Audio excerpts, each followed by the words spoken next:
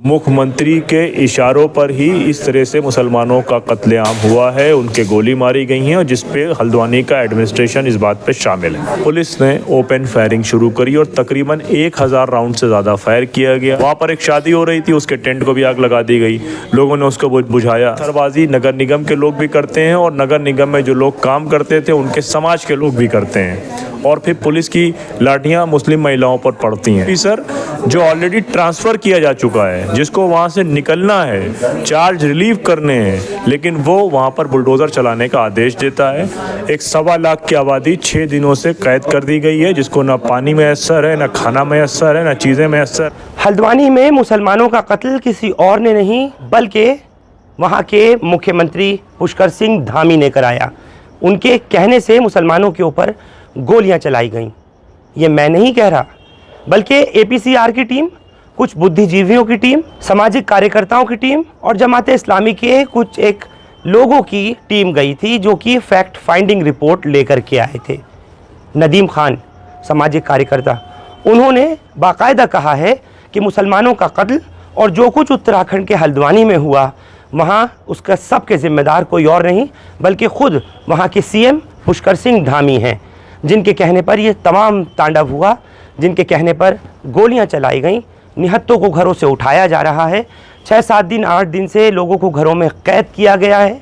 उनको तमाम तरह की इस वक्त परेशानियों का सामना करना पड़ रहा है और न जाने बहुत सारे ऐसे मामलात हैं जिनको प्रेस के सामने प्रेस क्लब ऑफ इंडिया में बाकायदा इस फैक्ट फाइंडिंग टीम ने रखा। न सिर्फ नदीम खान ने बल्कि पूर्व ब्यूरोक्रेट हर्ष मंदर, आप सभी वाकिफ़ होंगे, उन्होंने भी फैक्ट फाइंडिंग रिपोर्ट मीडिया के आगे रखी। सईदा हमीद, उन्होंने भी तमाम हालात हल्द्वानी के लोगों को बताए। अब सवाल ये आता है कि अगर इतना जुल्म, इतना तशद्दुद और जो कुछ हमने देखा हल्द्वानी में हुआ, उसके लिए फिर ज़िम्मेदार क्या वाकई मुख्यमंत्री पुष्कर सिंह धामी हैं या फिर पुष्कर सिंह धामी के पीछे कोई और भी है जिसने इतना सब कुछ ये सांग रचाया था। लेकिन नुकसान तो हुआ ही, चाहे डिस्ट्रक्शन ऑफ पब्लिक प्रॉपर्टी की मैं बात करूं, लोगों की ज़िंदगियां यानी उनकी जाने की बात करूं, उनकी ज़िंदगियां ख़त्म होने की बात करूं, गोलियां चलने की बात करूं, सैकड़ों की तादाद में पुलिस के अफसरान और जवानों के जो इंजरीज़ हुई, उनको जो चोटें आईं, उनकी बात करूं, और अब जो वहाँ पर लॉ एंड ऑर्डर को मेंटेन करने के लिए कर्फ्यू लगाया हुआ है, पिछले हफ्ते भर से ज़्यादा का वक्फा हो चुका, अगर इतना टाइम गुजर गया और लोगों को गिरफ़्तार किया जा रहा है, जो लोग डायरेक्टली इनडायरेक्टली इन्वॉल्व हैं उन सभी को गिरफ़्तार करके जेलों में डाला जा रहा है, घरों पर उनके सिर्फ महिलाएं और बच्चे हैं, दूध की, दवाइयों की उन्हें परेशानियां हो रही हैं। ये तमाम बातें जो हैं वो प्रेस क्लब ऑफ इंडिया में फैक्ट फाइंडिंग टीम ने पत्रकारों के सामने रखी। है ना चौंकाने वाली बात। मेरे ब्यूरो चीफ अब्दुल नूर शिबली, हमारे सहयोगी, ने पूरा इंटरव्यू किया है नदीम खान का भी और हर्ष मंदर का भी। मैं चाहता हूँ एक बार उस पूरे इंटरव्यू को आप लोग भी देखें और गौर से सुने ज़रा। अपनों की यादें खुशबू की तरह होती हैं, चाहे कितने भी खिड़की दरवाजे बंद कर लो, हवा के झोंके के साथ अंदर आ ही जाती हैं। अब हवा चले ना चले, हमारे इत्र के साथ बनाई यादें हमेशा आपके साथ रहेंगी। जमजम परफ्यूम्स, हजरत निजामुद्दीन से निकली खुशबू जो पिछले 30 साल से आपकी यादों का हिस्सा है। मुख्यमंत्री के इशारों पर ही इस तरह से मुसलमानों का कत्लेआम हुआ है, उनके गोली मारी गई हैं और जिस पे हल्द्वानी का एडमिनिस्ट्रेशन इस बात पे शामिल है। ज़्यादातर लोग जो मारे गए थे वो बिल्कुल वो हिंसा में शामिल भी नहीं थे। पुलिस ने ओपन फायरिंग शुरू करी और तकरीबन 1000 राउंड से ज़्यादा फायर किया गया। अतिवादी हिंदुत्व संगठन और सरकार की साठगांठ में ये एक डर, नफरत का वातावरण इस प्रदेश में बनाया जा रहा है। वहाँ पर एक शादी हो रही थी, उसके टेंट को भी आग लगा दी गई।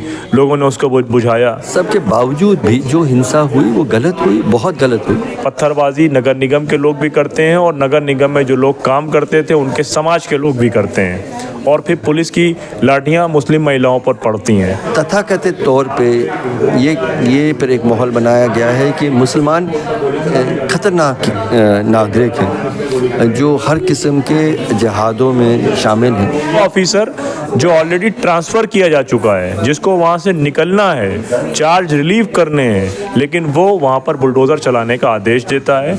एक 1.25 लाख की आबादी 6 दिनों से कैद कर दी गई है, जिसको ना पानी मैसर है, ना खाना मैसर है, ना चीज़ें मैसर हैं। जिस पे जुल्म हो रहा है उसके साथ खड़ा होना मैं अपनी जिम्मेदारी समझता हूँ। हल्द्वानी जो टीम गई थी उसमें नदीम खान साहब भी थे। नदीम खान साहब APCR से अटैच्ड है। नदीम भाई, जो हम लोग मीडिया में खबरें देख रहे हैं और आप वहाँ गए, आपने जाकर देखा, एक्चुअल वहाँ का सिचुएशन है और जो हम लोग देख रहे हैं उसमें कितना फ़र्क है?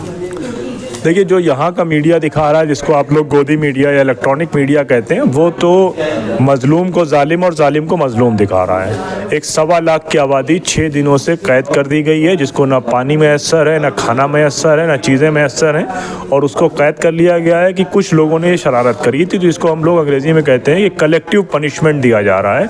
और अखबार ऐसा दिखा रहे हैं कि जो उस इलाके के रहने वाले लोग हैं वही सबसे बड़े मुजरिम हैं। मुजरिमों की कोई आइडेंटिफिकेशन नहीं हुई है। पुलिस एक पर्टिकुलर प्रॉपर्टी जो पहले से सीज़ हो गई थी, उस प्रॉपर्टी में ऑल ऑफ सडन शाम में 4 बजे जाती है।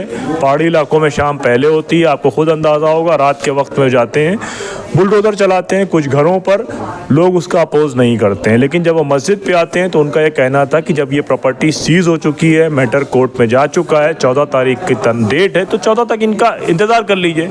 लेकिन वो ऑफिसर जो ऑलरेडी ट्रांसफ़र किया जा चुका है, जिसको वहाँ से निकलना है, चार्ज रिलीव करने हैं, लेकिन वो वहाँ पर बुलडोज़र चलाने का आदेश देता है। और उसके उस पूरे गैंग में नगर निगम के कर्मचारी थे, वो भी उस खेल में शामिल होते हैं। जब लोग विरोध करते हैं तो पत्थरबाजी दोनों तरफ से शुरू होती है, और पत्थरबाजी नगर निगम के लोग भी करते हैं, और नगर निगम में जो लोग काम करते थे उनके समाज के लोग भी करते हैं। और फिर पुलिस की लाठियां मुस्लिम महिलाओं पर पड़ती हैं। फिर अचानक जब सब चीज़ें, लोग तितर बितर हो जाते हैं, अपने वहाँ से हट जाते हैं। फिर उसके काफ़ी देर के बाद 1.5 किलोमीटर दूर पर एक पुलिस स्टेशन है, वहाँ पर खड़ी गाड़ियों को आग लगाई जाती है और हंगामा शुरू होता है। जिसके जो आग लगाने वाले थे वो कौन थे, किसी को नहीं मालूम। किसी ने उनको विजुअल्स उनके देखे नहीं। लोकल लोगों का कहना है कि हमने कभी भी उनको अपने इलाके में नहीं देखा, और जिस भाषा में वो आपस में बात कर रहे थे वो हमारे इलाके में नहीं बोली जाती। वहाँ पर एक शादी हो रही थी, उसके टेंट को भी आग लगा दी गई, लोगों ने उसको बुझाया। उसके बाद पुलिस ने ओपन फायरिंग शुरू करी और तकरीबन 1000 राउंड से ज़्यादा फायर किया गया, जिसके नतीजे में सरकार के मुताबिक तो बहुत सारी चीज़ें हैं, जिसमें एक ये भी है कि 6 लोग मारे गए, लोकल लोगों के मुताबिक 20 लोग मारे गए। उसके बाद पूरे इलाके में कर्फ्यू लगाया गया, घरों में फिर घुसा गया। 300 घरों में पुलिस लगभग घुसी, औरतों की पिटाई करी, सामान को तोड़ा, सब कुछ किया। और लोगों ने ये बताया कि बुलडोज़र चलाने के पहले जब वहाँ से कुरान और मस्जिद के दूसरे सामान थे, तो लोग ये कह रहे थे कि कुछ लोगों को आप ये सामान हैंड ओवर कर दीजिए, हमें वो सामान निकाल लेने दीजिए। जब वो सामान निकालने को ही मना कर दिया गया और मस्जिद के पवित्र कुरान और चीज़ों के साथ में बुलडोज़र चलाने की बात हुई, तब वहाँ से चीज़ें एस्केलेट हुई। और जब मुस्लिम समाज के लोगों ने ये बात कही कि पुलिस को हमें कॉन्फिडेंस में लेना चाहिए, तो कहा गया कि आपके फ़ोन नहीं लग रहे थे, यानी कि 80 लोगों के फ़ोन नहीं लग रहे थे।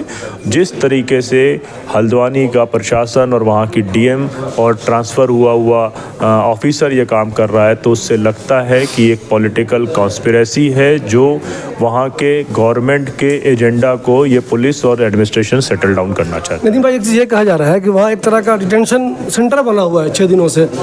मैंने बताया कि आप 1.25 लाख लोगों को आपने कैद कर लिया है। आज 2 घंटे की छूट दी गई थी, लेकिन उसके बावजूद उस इलाके से किसी को बाहर नहीं आने दिया गया। इलाके के अंदर ही आप बाहर आ सकते हैं। इस ताल्लुक से आपकी टीम लीगल एक्शन की क्या प्लानिंग कर रही है? देखिए, हम लोग पहले नंबर ऑफ जो अरेस्ट हैं उनका कंफर्मेशन देख रहे हैं। कल दिन भर हमारे साथ ऑफिसर्स आँख मिचौली खेलते रहे। जब हमको थाने जाते थे, हम उधर जाते तो वो कहीं और भाग जाते थे। फिर वो अपने फ़ोटो भेज देते थे कि हम रिलीफ का काम कर रहे हैं, फला कर रहे हैं। कल हम दोबारा जो है वो जाएंगे, हमारी टीम जाएगी, और अगर उसके बाद भी ये डिटेलिंग नहीं हुई तो फिर हम उसके खिलाफ हाई कोर्ट भी जाएंगे और उन अधिकारियों के खिलाफ भी कार्रवाई करेंगे लोकल्स के साथ में मिलकर, जिनकी शय पे ये सारी चीज़ें हुई हैं। ऐसा कहा जा रहा है कि जो लोग पुलिस वाले इंजर्ड हुए हैं उनसे तो CM साहब ने मुलाकात की है, लेकिन जिन लोगों की मौत हो गई है उनके घर CM साहब नहीं गए, ऐसा सच है क्या? देखिए, ये काम तो उत्तर प्रदेश में, असम में, मध्य प्रदेश में और उत्तराखंड में होता है कि एक कि एक संप्रदाय विशेष को ध्यान में रखकर सारी चीज़ें करी जाती हैं।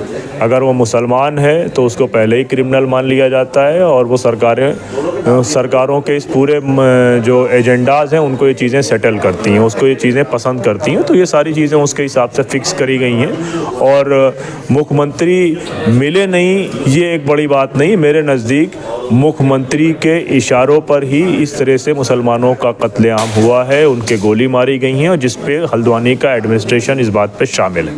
अगर आप मेन स्ट्रीम मीडिया देखते हैं तो आपको पता चल रहा होगा कि वहाँ इलीगल कंस्ट्रक्शन को डिमोलिशन करने की कार्रवाई हो रही थी।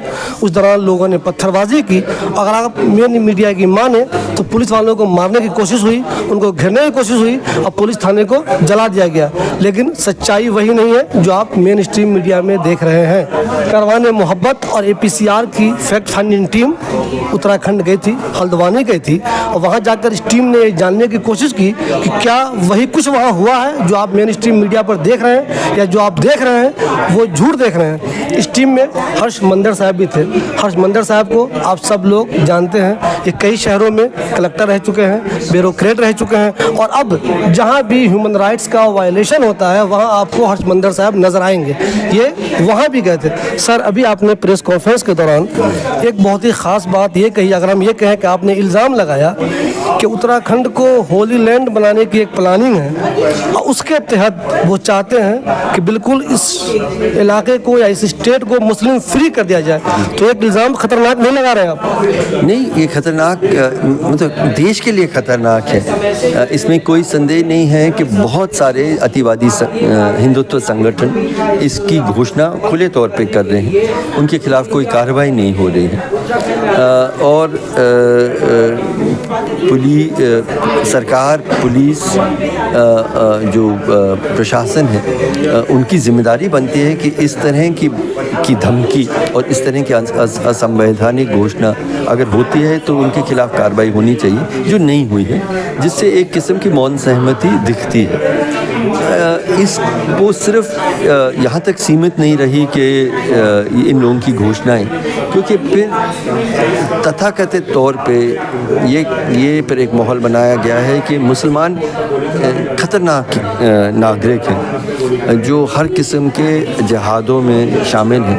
उन्होंने कई किस्म के जिहादों का आविष्कार भी किया है इस प्रदेश में कि लव जिहाद हो रहा है, लैंड जिहाद हो रहा है, व्यापार जिहाद हो रहा है और मज़ार जिहाद हो रहा है। ये बिल्कुल विचित्र किस्म के आरोप हैं। तो एक माहौल बनाया जा रहा है और ये सारे जो आरोप हैं ये मुख्यमंत्री खुद दोहराते हैं और कहते हैं कि इन सब जिहादों के खिलाफ हम सख्त कार्रवाई करेंगे। तो क्लियरली अतिवादी हिंदुत्व संगठन और सरकार कि साठगांठ में ये एक डर नफरत का वातावरण इस प्रदेश में बनाया जा रहा है। सर, आमतौर पे कहा जाता है, जो मीडिया पे खबरें आ रही हैं कि वो इलीगल स्ट्रक्चर था, उसे डिमोलिशन किया गया। तो इलीगल स्ट्रक्चर तो डिमोलिश होता है। बात कहा जा रहा है जब डिमोलिशन हुई तो उन्होंने पत्थरबाजी शुरू कर दी, पुलिस की पिटाई शुरू कर दी। आपने जो वहाँ जाकर मालूम किया, देखा तो क्या देखा? इसे इतना सिंपल नहीं है। क्या ये इलीगल स्ट्रक्चर था या नहीं, इसका फैसला हाई कोर्ट कर रही थी और हाई कोर्ट को उन्होंने वक्त नहीं दिया, क्योंकि जो लोग कुछ लोग कहते हैं कि उनके पास उसके हक हैं, उनके पास कागज़ हैं। सरकार कहती है कि नज़ुल की ज़मीन है, एक टाइटल डिस्प्यूट है। मैं ज़िलों में कई बार देखता हूँ। इसका हल फिर कैसे होगा? आप न्यायालय में जाएंगे, सारे फैक्ट्स दोनों तरफ रखेंगे, न्यायालय उसका फैसला देगा। आप उससे असहमत होंगे तो आप ऊँचे न्यायालय में जाएंगे। ये तरीका है। सरकार जब ये कह रही थी, लोगों ने कहा कि न्यायालय को फैसला करने नहीं, फिर भी हम कब्ज़ा करेंगे। चलिए कर दीजिए, सील कर दिया सरकार ने। सरकार के कब्ज़े में वो मस्जिद है, न्यायालय में फ़ैसला हो रहा है, उसके बीच में जो बुलडोज़र लाना, ये मतलब ये बहुत ही विचित्र और गलत मतलब नैतिक तौर पे, संवैधानिक तौर पे और प्रशासनिक तौर पे भी। आप कोई भी बता सकता है कि इस परिस्थिति में आप जाएंगे तो हिंसा होगी, विरोध होगा और हिंसा की संभावना है। तो ये मैं कह रहा हूँ, लेकिन इतना भी कहना चाह रहा हूँ कि इस सब के बावजूद भी जो हिंसा हुई वो गलत हुई, बहुत गलत हुई। किसी भी परिस्थिति में नागरिकों का एक हिस्सा अगर थाने को जाके जलाएं। आपको याद होगा कि 1921-22 में जब पूरे राष्ट्रीय आंदोलन हो रहा था और एक थाने में आग लगाई गई और गांधी ने पूरा आंदोलन को वापस लिया क्योंकि उन्होंने कहा हिंसा गलत है।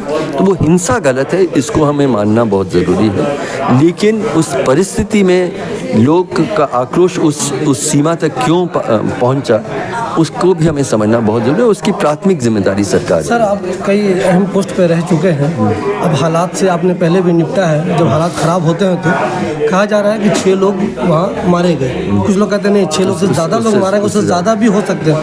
तो क्या सर ऐसी वहाँ कोशिश नहीं हो सकती थी कि एक आदमी की भी मौत नहीं हो, हालात कंट्रोल में हो जाए? नहीं, देखिए, अगर न्यायालय के फैसले का इंतज़ार होता तो एक व्यक्ति को भी मरने की कोई ज़रूरत नहीं थी।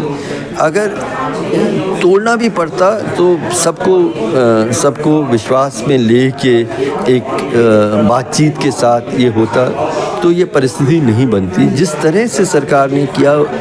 और कहा जाता है कि वहाँ के अधिकारियों ने इनफैक्ट कम्युनल किस्म की बातचीत की, तो उस परिस्थिति में उन्होंने वो किया जो, और उस कारण से हिंसा भड़की, उस कारण से पुलिस का फायरिंग हुआ। पुलिस ने फायरिंग भी बहुत जल्दी, उसमें बहुत सारे स्टेजेस होते हैं, आप वार्निंग दें, आप लाठी चार्ज करें, आप टीयर गैस करें, आप वाटर कैनन्स का इस्तेमाल करें, और आखिरी मतलब आपका विकल्प होना चाहिए कि आप फायरिंग करें। आप सीधे फायरिंग में चले जाते हैं। तो जाने गई वो बहुत ही मतलब दर्दनाक है, और ज़्यादातर लोग जो मारे गए थे वो बिल्कुल निर्दोष, वो हिंसा में शामिल भी नहीं थे। तो सरकार के ने उसको भी बुरी तरह से हैंडल किया। सर, जो लोग हक की आवाज़ बुलंद करते हैं उन्हें किसी के रूप में परेशान किया जाता है।